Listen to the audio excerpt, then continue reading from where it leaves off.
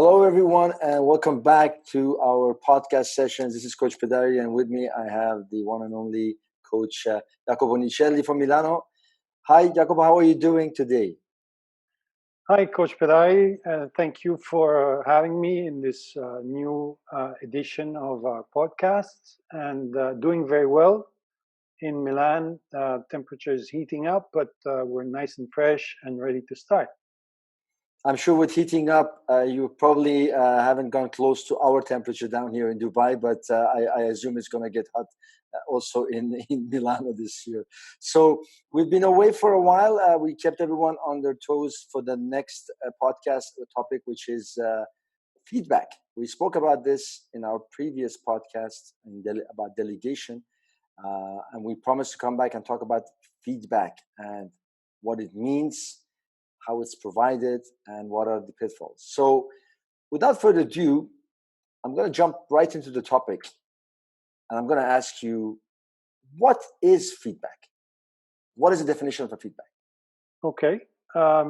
Thank you for the question. Actually, when we left our listeners in the last episodes of the delegation podcast, I mentioned the fact that I always make a metaphor regarding feedback, which is it's like either being within a foggy environment, so as if you were in the woods and it was foggy, or being at the seaside on the beach with a sunny day. So if you don't get feedback, you're lost. You don't know if you're doing well, if you're doing bad, and you make up stories about how you're doing because you're not so good at looking at yourself and saying if your results, if your behavior, if your engagement, if your approach towards a project is good or not so good. So it's like being in the fog. You don't know where to go. You don't know what to do. You feel lost. Psychological safety is compromised. You feel bad. You don't feel motivated. You feel stuck. And you just sit there. You do nothing because it's foggy and you're a bit afraid. Whereas if you receive properly packaged and properly given and properly thought about feedback, then you'll be on the sunny beach and you will have the opportunity to do something about the message, the information, the help, the support that you're given with the feedback that whoever is going to be giving you, because anyone can give feedback to anyone else. So it's a 360-degree possibility that you have. So you can either give feedback to your boss, to your peers, to your team, to your friends, to your family, to your children, to whoever. Of course, there's some structure, there's some rules, there's some ways of doing it. And going to your question, the definition, so I'll give you one definition, of course, my definition of feedback, but there's so many out there. And the best definition that we've found so far is that it's used to describe helpful information or criticism about an action or a behavior from an individual. And it's usually when there's this behavior it's being seen by someone and communicated to the person, so who sees, who looks at this behavior done by someone, communicates his feelings, his desires, his understandings, and his reactions towards that behavior to the person who acted the behavior. And so this information, which is sent from who looks to the person who actually does the action, is information which is useful to adjust and improve current and future actions and behaviors. Feedback usually happens in an environment which reacts to an action or to a behavior. And who could say that feedback is not a good thing? We can all benefit from feedback. we can all have better results from feedback if a company or within a team or even within a sports environment, you think and imagine of a sports team, a soccer team, or polo team, or whatever team, even Formula One racing teams. If they don't feedback each other with high frequency and with candor, with meaning, and with the intention of doing good, of helping the other person to improve, of helping the other person to do better, of helping the other person to reach better results with less effort, then if we do develop within those environments that culture, we're going to be having great benefits for everyone, really. So within the definition, there's an action and a reaction towards a behavior. Well, I'm sure the word feedback is as ancient as organizations. I myself have been given feedback. I've never, there was times I never reacted positively to it. And there were times where I had to give feedback and it wasn't perhaps perceived in the way I was planning it to be provided. So the question is, I think feedback is the most misunderstood definition of a tool or a method of providing a critique to anyone. What does feedback look like? What should it look like? Or how should it sound? Yeah, you're right. We're never, unless we have a culture which takes a long time to develop within an organization, we're never really prepared to receive a feedback. We're never really happy to receive a feedback because mostly whoever is giving the feedback is not accustomed to give it, and most of the times what he says and how he says it, we perceive it negatively. So we feel threatened to receive that whilst receiving that feedback. And we don't enjoy it, we don't like it, and most likely we're not going to be acting upon it because one of the parts of our brain is going to be telling us, what does he want from me? He just wants to, look good towards someone else, but he's not really interested in my development.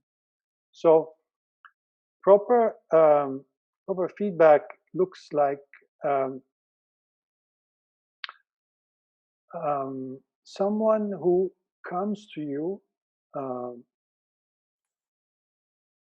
with a message, which is a message which is thought about initially. So who gives the feedback has to think about what he says before he says it. Of course, it's not just he sees something and he says it straight away. And this will have to be heard properly. So whenever I receive a feedback, I need to hear it, I need to understand it, and I need to accept it. Because unless I don't hear it, I don't understand it, I don't accept it, I won't do anything about it, and it's going to be a feedback lost, given to the air and just thrown into a bin. These are the areas within your power. So you have the power to make the feedback be heard, understood, and accepted. You have no control if who receives the feedback chooses to act upon your feedback. So let's put this on the side for the time being. So generally, feedback is broken into two types: a positive feedback and a constructive feedback. So sometimes the constructive can be also referred as negative. But anyways, there can't be any growth, any improvement, any development if we don't gain insight in what needs to be changed.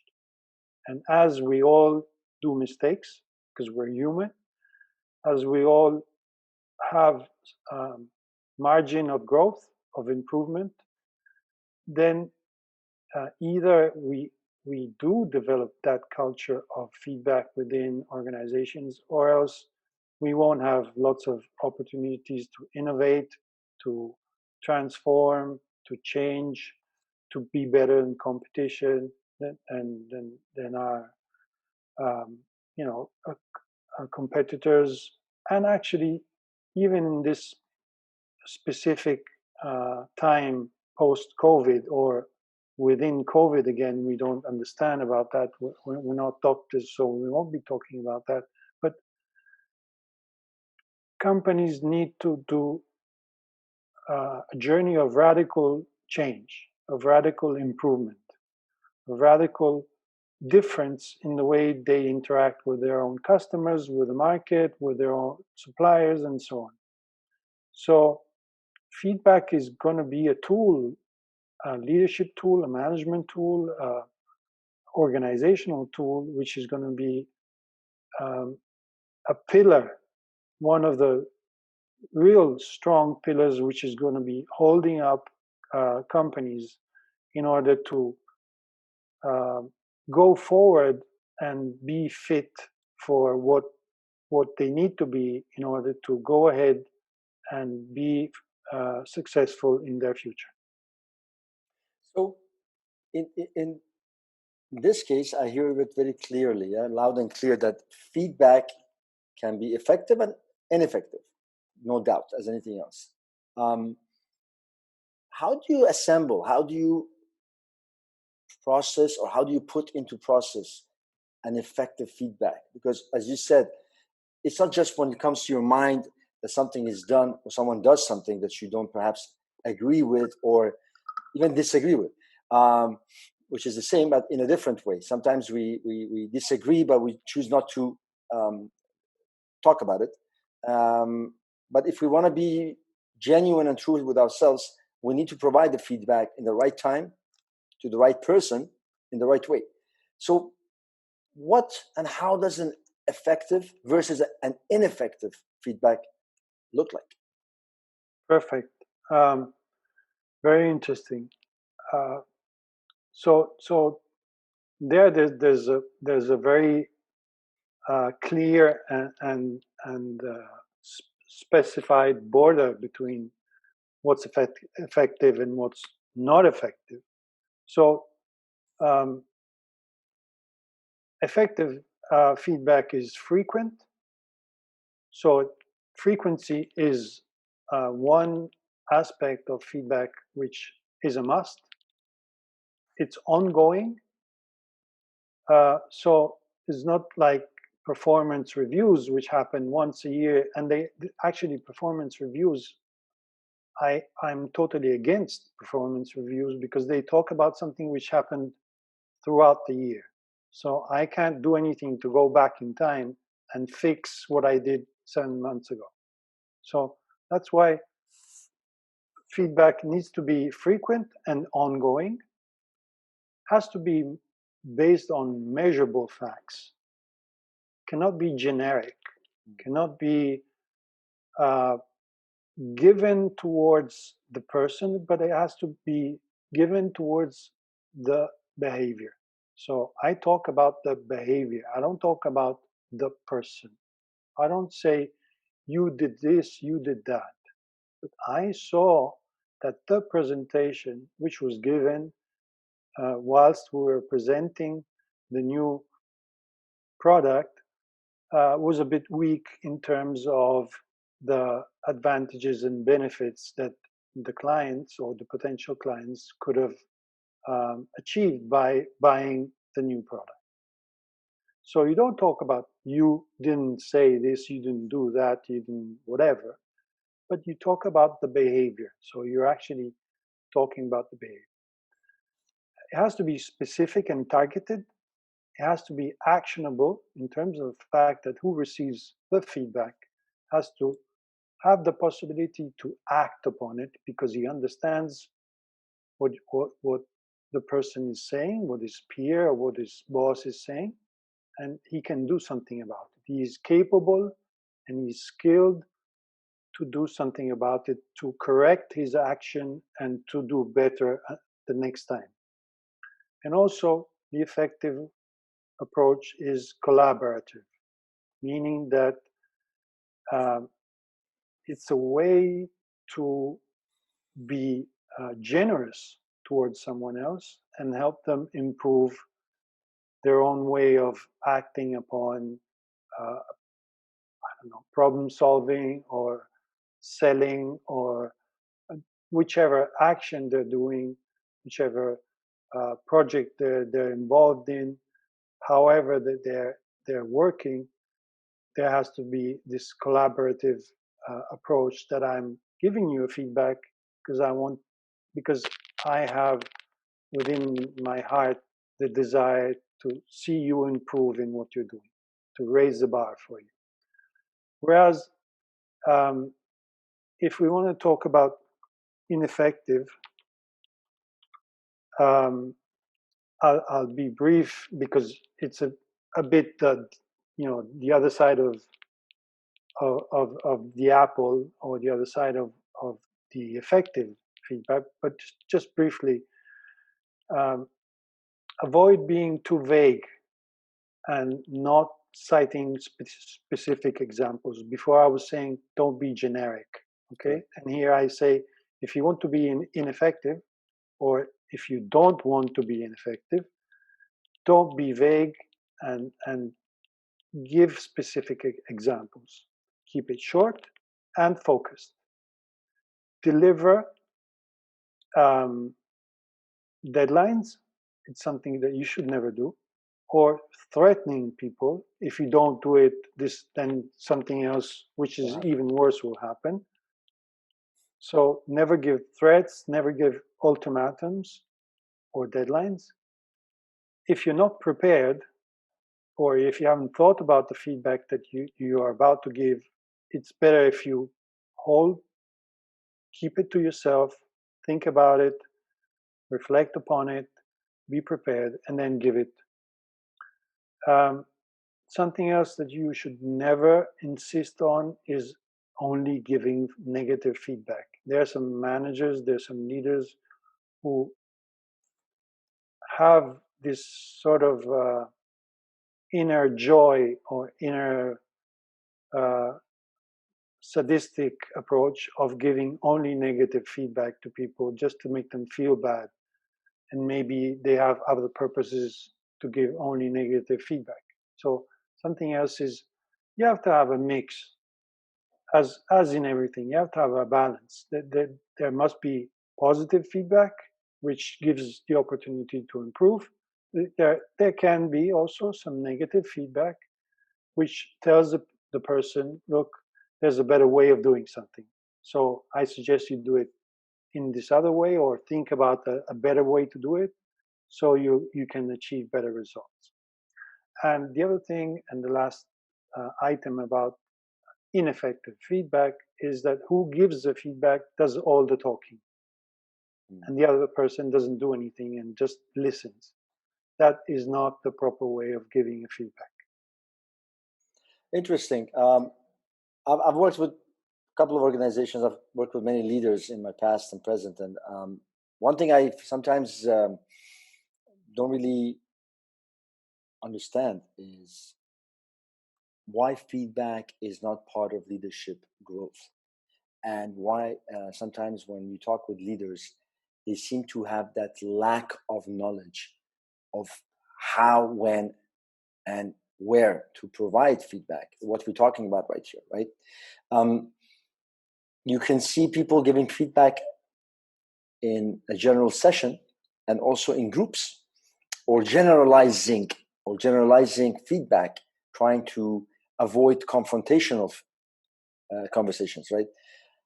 Yeah. Can you tell us a little bit about, why should the feedback not be given in a crowd, even if you want to give a message out? And how do you identify? So let's say a leader has issues with getting a one-on-one, right? Is there a way to break that pattern? Is there a way to be comfortable in a one-on-one session if a leader isn't capable, if it isn't experienced enough. Because obviously, a lot of listeners, viewers might be just in entry level, in mid-managerial, and even at higher level, they might just have not been able to ever understand the art of feedback and providing it. So for someone listening to you,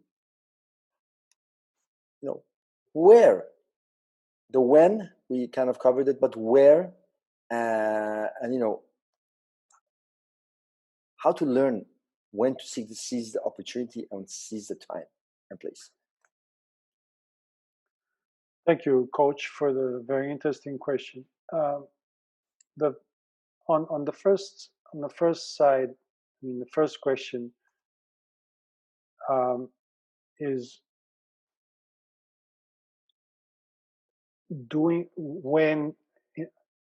in which kind of environment you should be giving that kind of feedback, either being it a positive one or a negative one. There are different places for different feedbacks. So first of all, my suggestion is always the one that if it's a negative feedback, you have to find an isolated place where you have a one-to-one discussion with the person to whom you're giving feedback, and nobody else should be involved except for you and him. And nobody should be listening to what you're saying to that person. You're not going to be fierce. You're not going to be ugly. You're not going to be sadistic towards this person by giving him a feedback. But it's better if you give that feedback to that person in an isolated environment. So close the door, go into the office, go to the park, because maybe people would also prefer to receive the feedback in an outside environment. So you can just go outside of the building, go across the door, across the street, go to the park in front of the building, and just have a walk or sit on a bench and just have a chat and give your feedback. So you have to consider the person's desires in terms of receiving the feedback,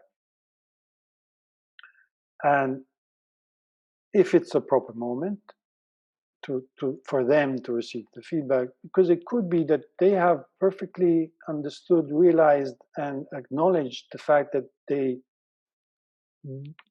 didn't go exactly the way they should have, and so they are upset with themselves. So probably their emotions are very high, they're very intense, and that would not be a proper moment to give a feedback to someone who's feeling already bad about it.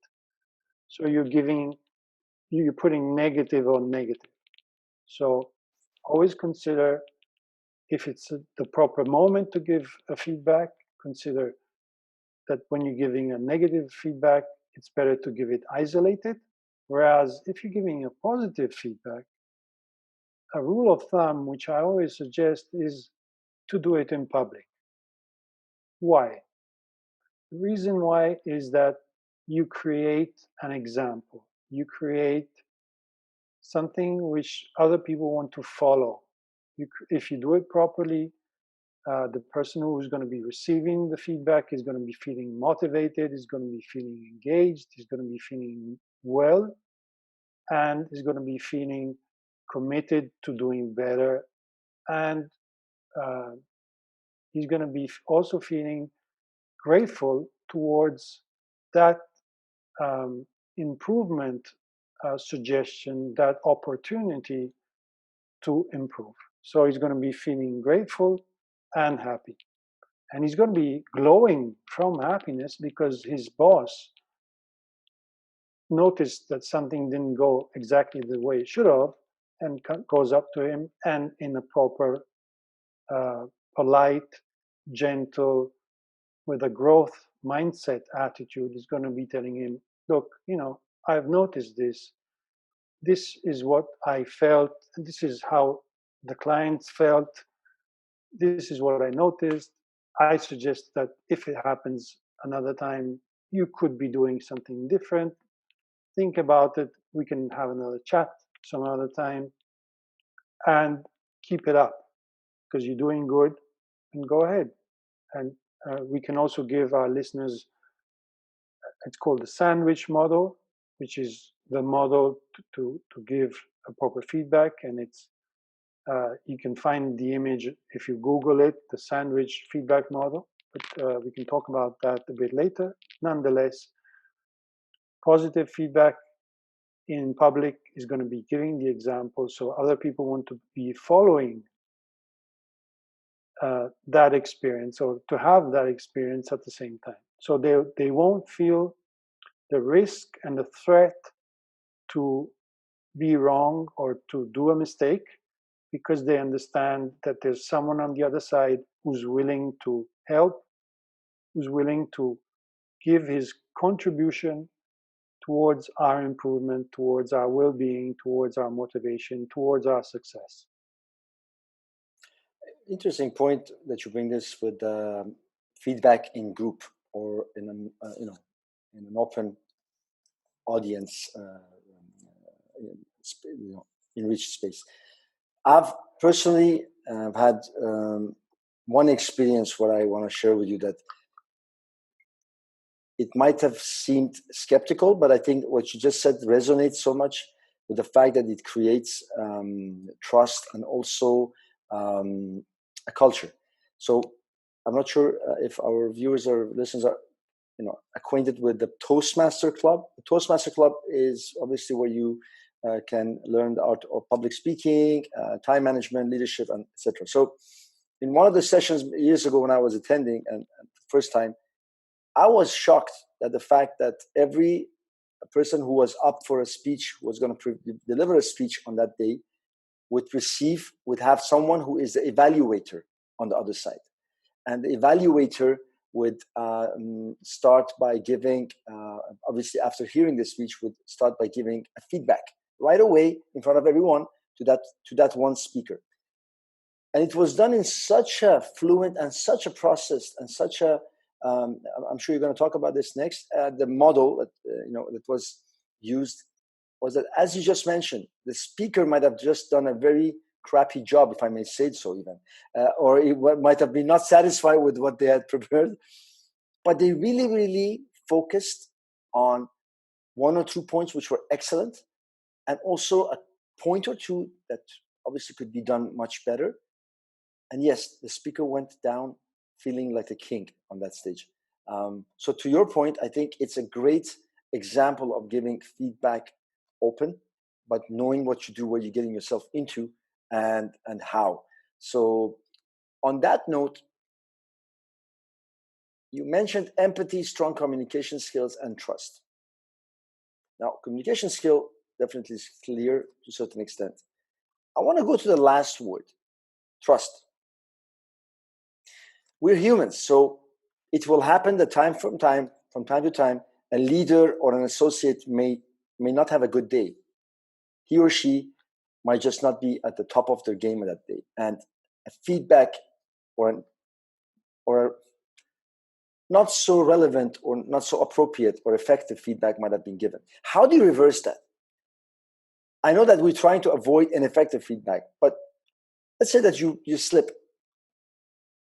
What is the way to get out of it? Because the trust is something that when it's broken, it's not that easily built up again. So, and again, trust takes time to build. So I think a small mistake won't break it. However, it might just have a bit of a, might feel like a turbulent flight. Have you had experience? What do you do? What do you do if you slip? And you can slip, all of us can slip, to get back on track. Correct. Even in these times, I was with online with a leader yesterday, and he was telling me, and this is something that we hear across all industries, all kinds of sectors and positions and roles, that people are really close to being burnt out. I mean, their brain is not functioning properly because they have so much on their plates, so many things are happening, the situation is unclear. They don't know if they're going to be making it or not. They don't know if they will have to leave someone at home. So it's a very intense psychological situation, which at times, of course, takes to people to be in a stressful situation, in a sort of they feel as if they were in a danger zone. And as we know, when we feel in danger and in threat, automatically this fight or flight um, occurrence takes place. And so we're ready to either uh, run as fast as we can away from the issue, the problem, or fight against it. And this means that all the blood leaves our body parts and goes to our muscles in order for us to run as fast as we can or fight as strong as we can. The net result is that our brain is emptied of blood and doesn't behave properly. So we're not as clear in our minds. We're not as straightforward. We're not as logic as at times. And it does happen that um, we say things or we give feedback in the wrong way. We say things that we would never have given if we were relaxed and chilling at the bar with a glass of wine. But it happens, and these times it happens more than any other times. So my suggestion, in order to repair or to uh, put a band-aid onto a negative situation of giving a feedback in the wrong way, is to as soon as you can show your vulnerability, show that you're talk to the person and say to the person that you're sorry, that you didn't mean it, that what you meant was something else, and you explain what you meant, what you really meant, and that you're going to be doing your best for something like that not to happen anymore. And you're going to be asking also, it's going to be an opportunity to ask to this person for a feedback towards you, because many people think that feedback it's a one-way process, which is not. As I said before, feedback has to go in all directions, so upwards, downwards, laterally, to everyone.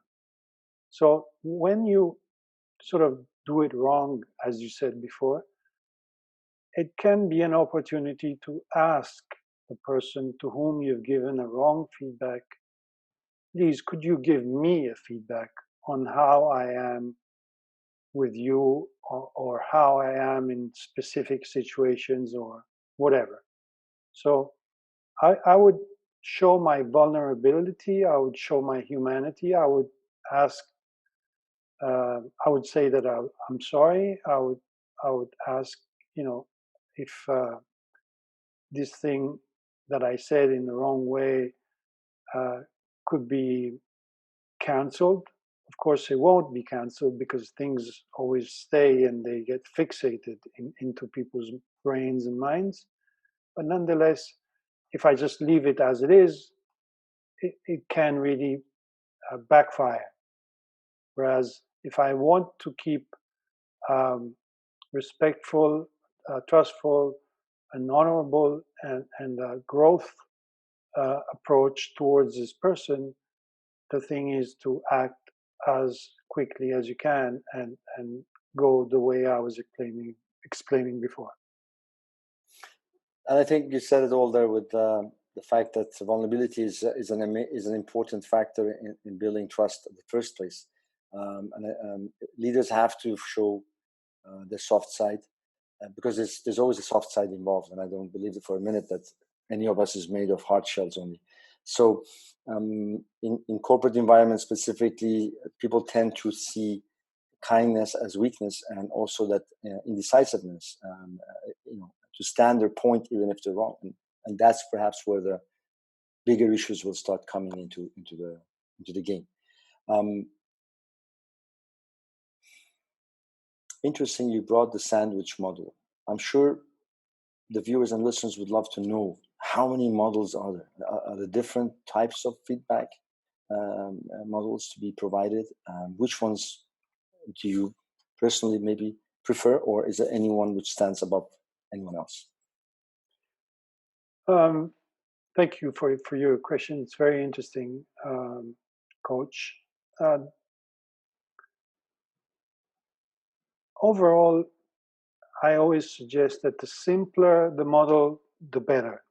So never overcomplicate what you're saying and how you're saying it whilst you're giving a feedback. So whichever model fits best to you and to the situation, it's fine as long as it doesn't become, or it doesn't give the opportunity to have a dialogue. Feedback is just a message that I'm giving to someone in order for his performance to improve the next time he's going to be in a similar situation. So feedback should not be seen as an opportunity to have a 3-hour long discussion. Shouldn't be talking about the past, shouldn't be talking about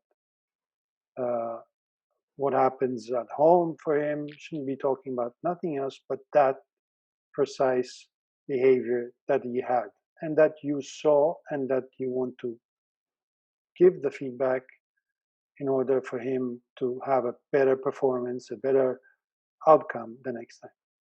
So, of course, as I said, there are many models, and the sandwich model that I was mentioning before. If you look at a big king burger, and if you can imagine and take your mind to all the layers of a big king burger, you start with the top part where there's the bread, and so you have to begin. The bread is the beginning. You have to begin with some positive comments regarding the situation that you're talking about. So the bread is a positive at the beginning. Okay, so just after that, you can see that there's a layer of salad, green salad. And that is when you give praise to the person's strong points. So you say, whilst you were doing that presentation, that pitch, I really enjoyed the fact that you talked about the return over investment and the time that of implementation and the flexibility of use. Very well done. On top of that, I always enjoy and appreciate the fact that you have this analytical approach, you have a very strong problem-solving approach, and that you build rapport with our clients. So very well done on that as well. Second layer. Third layer, you have the tomatoes. Okay, tomatoes are the compliments. So you've already talked about positive comments, general praise, and then some compliments. You know, you're good at doing this, you're good at doing that. People appreciate you within the company, within the office, because you do this and that, and you're always available. So you give some, you make it, you create a positive environment. Okay.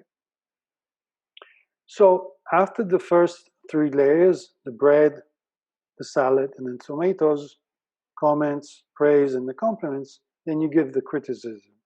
If it is a negative feedback that you're giving, you give the criticism and you say, by the way, something that impacted on me and made me feel not so well, made me feel that we showed that we weren't so prepared in what we were saying, is when you couldn't figure out which was the temperature, the best temperature for the overall performance, best performance of the machine. So the range of temperatures in which the machine works best. And there you didn't have a precise answer.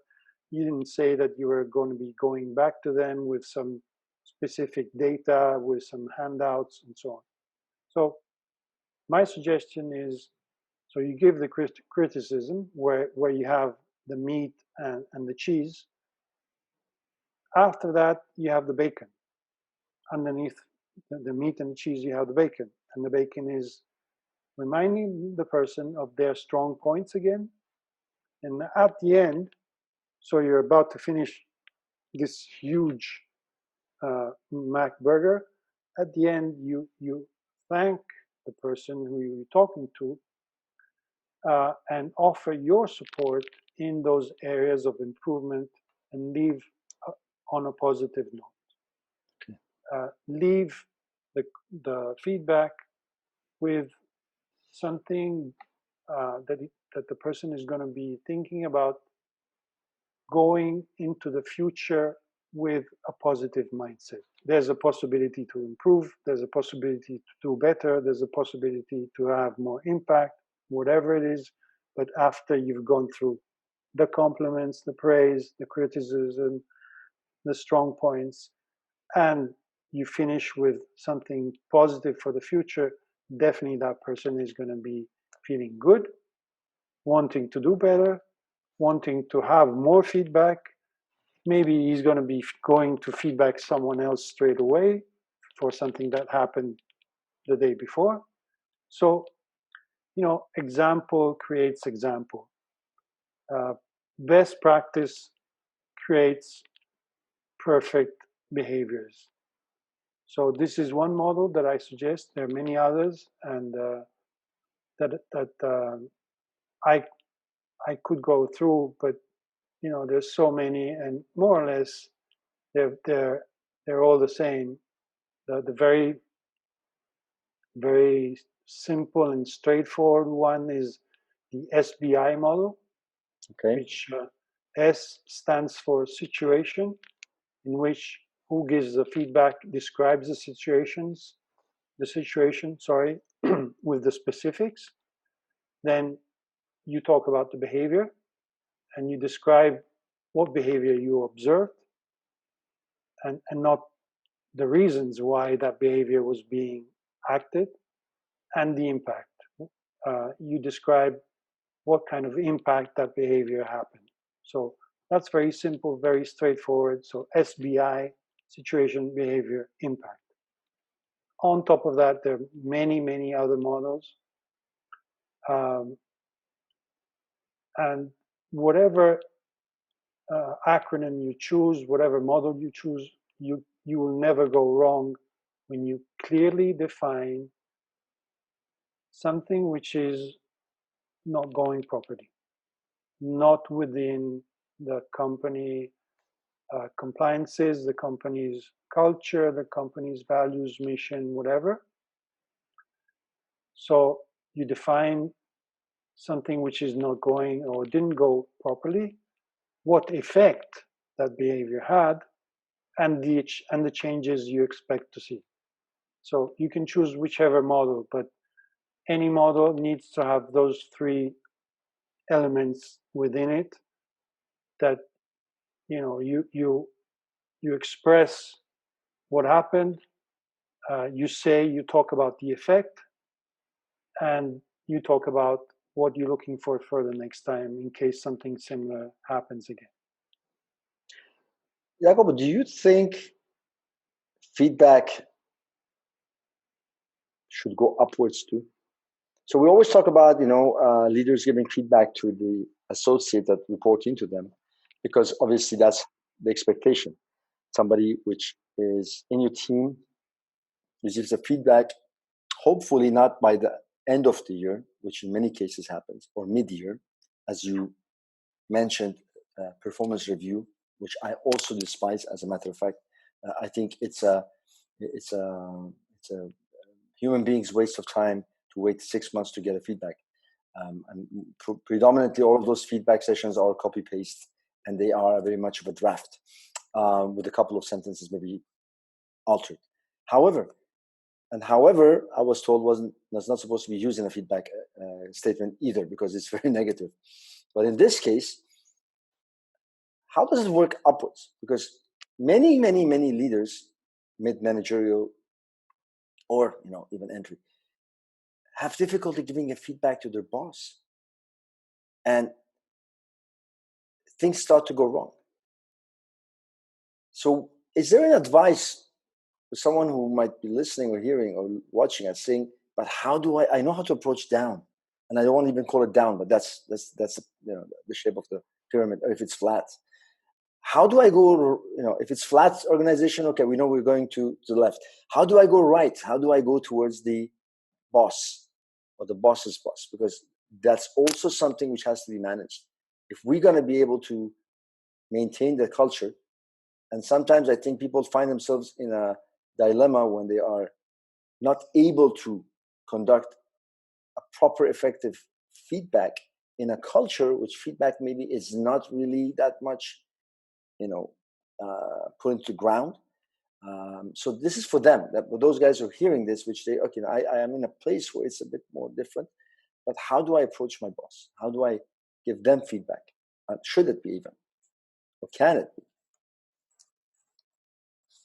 Sure, very interesting. I was talking to a brand manager of a startup last week, and I was coaching this lady, and she was having the same dilemma. She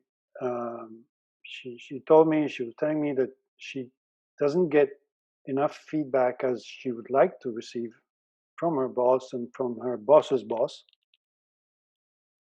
on the projects she does, on the work she does, on how the team performs, her team performs, and so on. And so she was, in between. So she was having mixed feelings about the fact of not receiving that feedback that would have given her extra boost or extra new points of views or new ideas or new thoughts on which to act upon.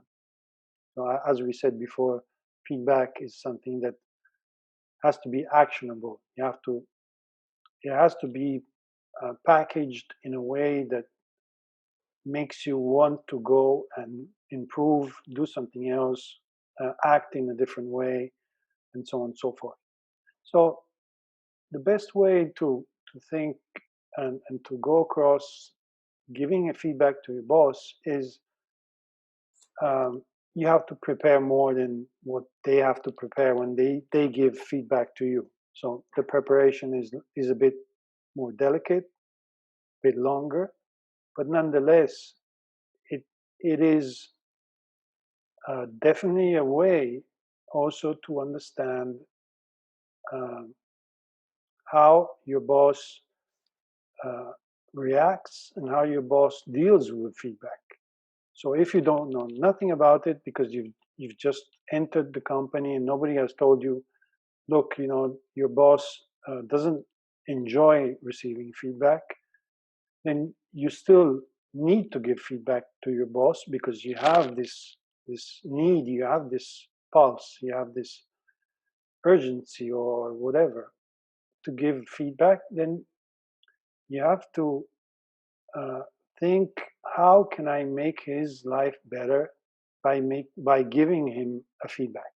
So is there a way in which by giving my feedback I can solve issues, I can solve problems, I can make his tough post-COVID life and working situation easier, better, faster, more flexible, and less energy draining.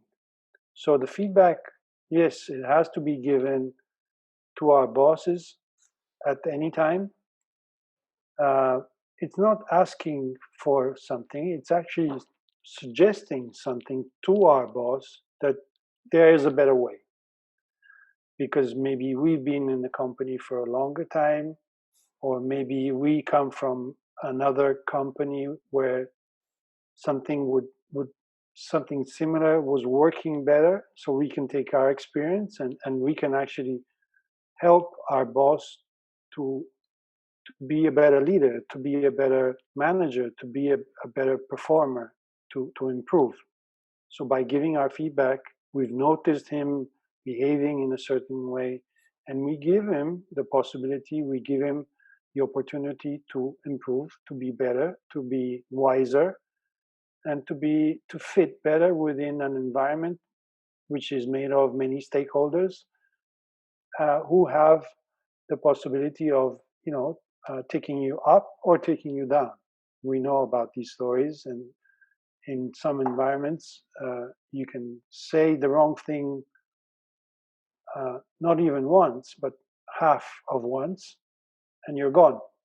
And they ask you to leave and to get your box, and they say bye-bye to you. So we don't want that.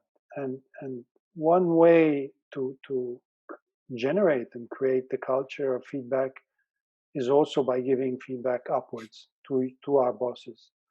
And in case, I would say to the people who I coach, in case you have put together an exceptional feedback towards your boss and you have a strong negative reaction, then it's a best time for you to look around for a better place to go and work, because that person won't be a good boss for you then and in the future. So if the reaction is negative, is distant, is he doesn't listen to you, he looks around, he looks at his phone, he looks at his computer whilst you give your feedback for how good your feedback is, then start thinking about going somewhere else, leaving that boss or leaving the company. But definitely that's not going to be the best boss that you'll have in your life. I think that's such a area of discussion that it can go for long.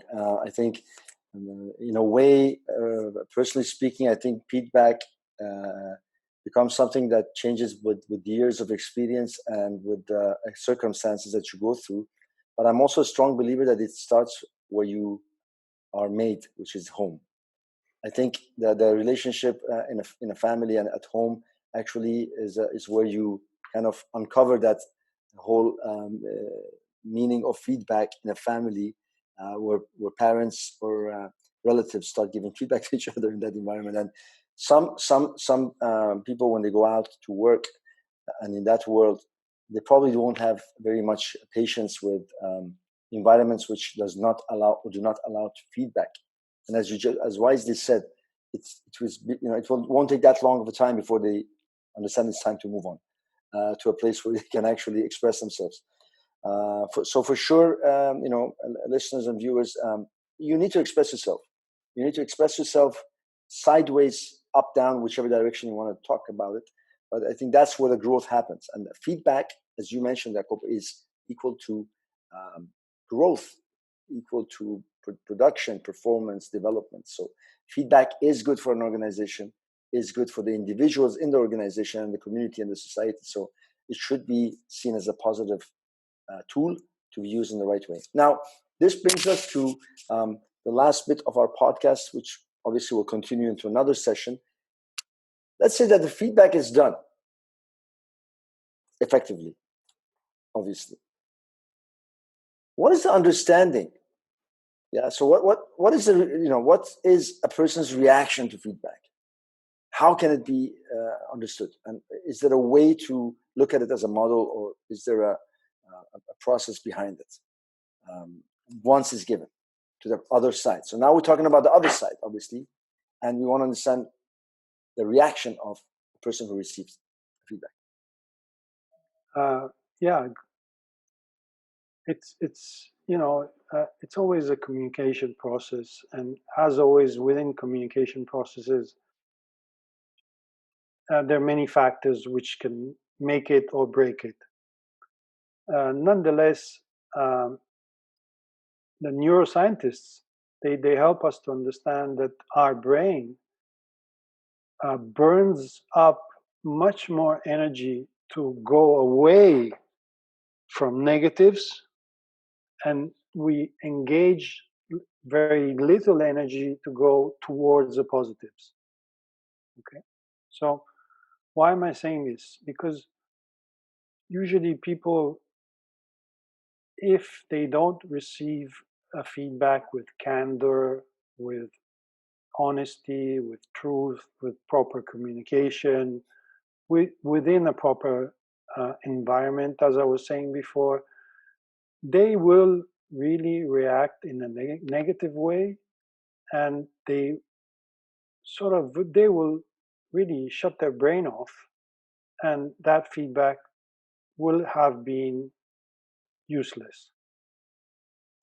So, if we really stick to the rules of the effective feedback, then it's going to be useful. And as you were saying before, what happens within the, the, the, the mind and the brain and the thoughts and the feelings of the person who receives a feedback, we can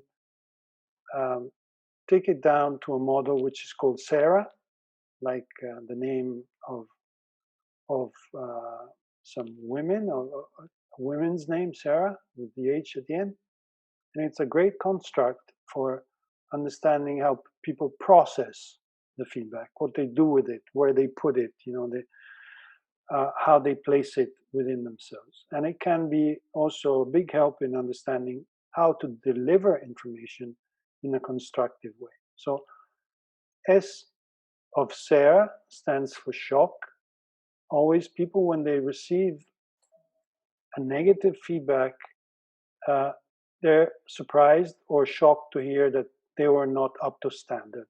Because we always think that we're very good at what we do. And when someone comes and says, hey, there could have been better ways to do what you just did, then we're not happy about it, and we're a bit shocked about it. So when you approach someone within your team and give them feedback, expect that they will at least be surprised and maybe be shocked to hear what you have to say. The second element is that after the shock, which is very similar to the change model, what people go through when they need to change, after the first initial impact, which is the shock, people can go into an anger or upset state, mindset and feeling. So they feel that they've been treated in an improper way, or unfairly, or someone is wrong and they are the victims of someone else or a situation, whereas the negative feedback should have gone to someone else and they have nothing to do with it, blah, blah, blah.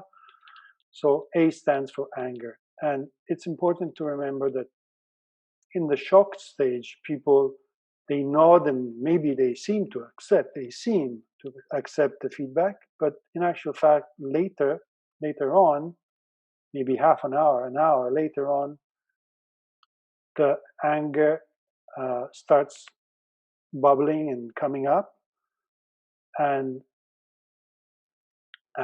it ruins the situation. Because if you go into an anger state of mind, into an anger emotion, as we know, emotions are chemical, which impact on our behaviors, impact on our thoughts, on our behaviors, and chemicals within our body, which are self-generated chemicals.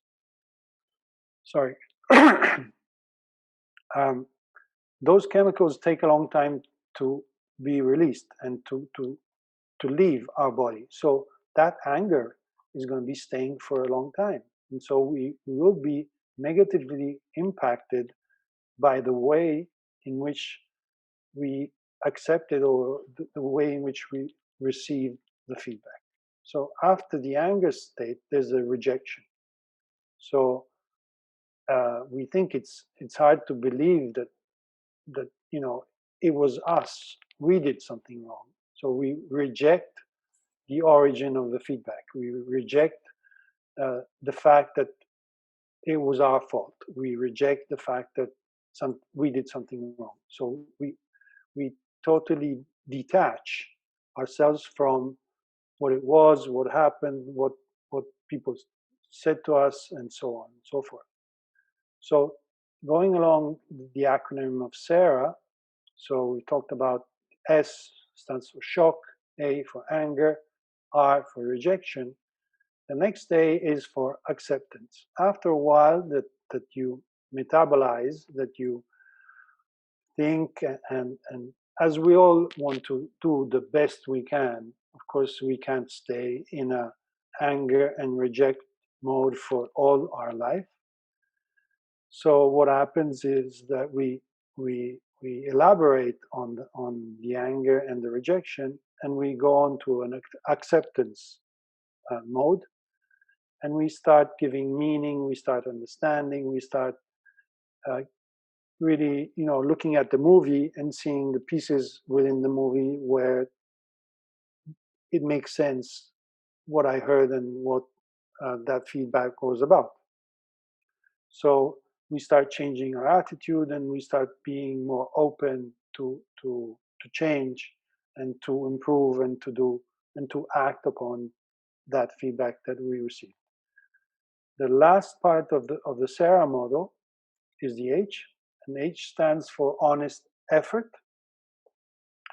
So this means that, of course, change doesn't happen overnight. We just can't flick our fingers and expect that behaviors change, because we can change hardware, software in a second, or a bit more than a second, because hardware and software now is more and more complicated. But apart from that, human behavior cannot be changed instantly. We need to have practice, we need to have new habits, we need to do many things, like going in the gym and do many reps in order to change that habit, in order to build a different shape in your body. You can't do it, either you go to a plastic surgeon, but if you go to the gym, which makes much more sense and costs so much less and gives you so many more benefits, if you want to change your body,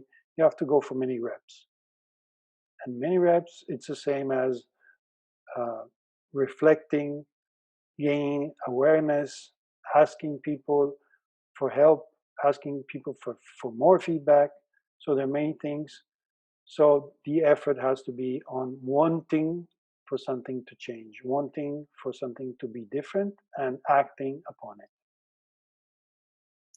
Well, certainly there's a lot to talk about in this topic, and that's why we're going to be scheduling another podcast to kind of dive into areas of developing the mindset, how to give and receive feedback in a guided manner. Coach Jacopo is going to go through all the process of how to best receive also feedback. There's a process and so on and so forth. So to wrap up, I would say, viewers, listeners, do remember that, the definition of a feedback, and we went through that, and also be aware of an effective versus an ineffective feedback, where obviously we don't want to fall into the ineffective category. But if you do, there is a way of recovery, and that's through vulnerability, through honesty, through being open, through strengthening that trust. Misunderstandings can happen, bad days can happen to anyone, but it's how fast you can recover from that to move on, which will also perhaps allow your team members or your associates or your leaders to give you a feedback where you can learn, develop from that, and become a better person. Because I think, after all, a positive feedback should make us a better person, and that's the whole purpose of it. So, Coach Jacopo, you want to end this with something before we close the podcast session? Over to you. Well, thank you very much for the opportunity, and overall, what I invite our listeners and viewers to do is to never wait for the proper moment to give a feedback. So there's never a best moment to give or to receive a feedback, and go looking for as many opportunities, as many chances, as many situations that can take you to either receive or give a feedback. So don't limit the number of reps, but as many gurus and many organizational and sports professionals know, that you get to the best level after 10,000 times you do the same thing. So if you've given or received 100 feedbacks, you know you still have to go for 9,900 feedbacks more to become an excellent feedback giver or feedback receiver. So don't limit the opportunities and the moments in which you can actually be engaged in giving or receiving a feedback. That's my invitation to you, my suggestion. Don't limit yourself, and do as many and give as many and ask as many and receive as many as you can. And all the best to everyone from Milano. Jacopo Nicelli, it's been great being with you today. Thank you so much, Coach Pedari, for this great opportunity to discuss and to speak about feedback.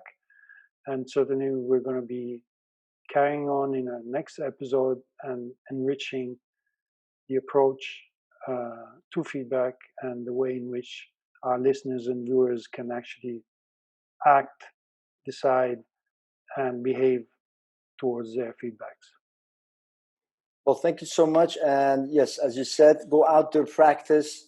You used a very big quotation by a big guru, Bruce Lee. I fear the guy who practiced one kick 10,000 times. So go out there, don't kick anyone. Just go out there looking for feedbacks, and practice makes perfect. Jacopo, thank you so much. Also, thanking the partnership with Ivycoaches to bring this out to you on the YouTube channels and also their iTunes channels. Looking forward to talking to you in a couple more weeks on the second part of feedback. Have a great day from Dubai to Milano to the world. Arrivederci.